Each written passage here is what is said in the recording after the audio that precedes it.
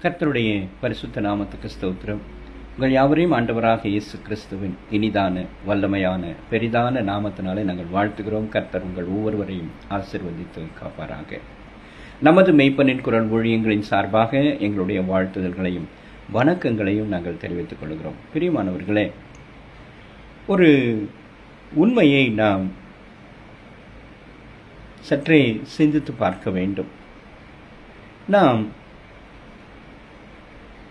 ஆண்டவரை நம் வீட்டிற்குள் அழைக்க வேண்டுமானால் சில காரியங்களை நாம் நிச்சயமாக செய்ய வேண்டும். முன்பெல்லாம்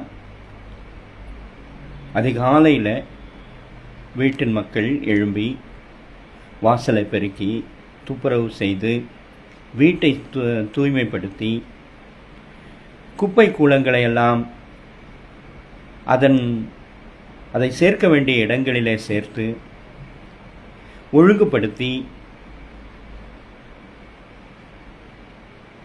தூய்மையாக வீட்டை வைத்து வருகிறவர்களை வரவேற்கத்தக்க அந்த முறைமைகளை அதிகமாக கடைபிடித்து வந்ததை நாம் அறிந்திருப்போம்.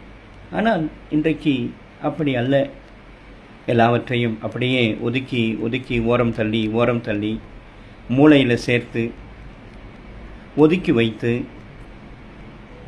அவசர கதியில் மக்கள் ஓடிக்கொண்டிருக்கிற ஒரு சூழ்நிலை இன்றைக்கு அதிகமாக இருப்பதை நாம் பார்க்கிறோம். ஆனால் அது மிக மிக தவறான பழக்கம் என்பதை மக்கள் உணர்ந்து கொள்ள வேண்டும். ஆகவே தயவு செய்து நாம் இந்த காரியங்களில் கவனம் செலுத்தும் பொழுது ஆண்டவர் நிச்சயமாக நம்முடைய இல்லங்களுக்கு வருவார். அவர் நம்முடைய இல்லங்களிலே நம்முடைய இல்லத்திற்கு அவர் தலைவராக இருந்து நம்மை வழி நடத்துவார், நம்மை ஆசீர்வதிப்பார். நம்முடைய வீட்டினுடைய அப்பமும் தண்ணீரும் குறைவுபடாமல் இருக்கும்.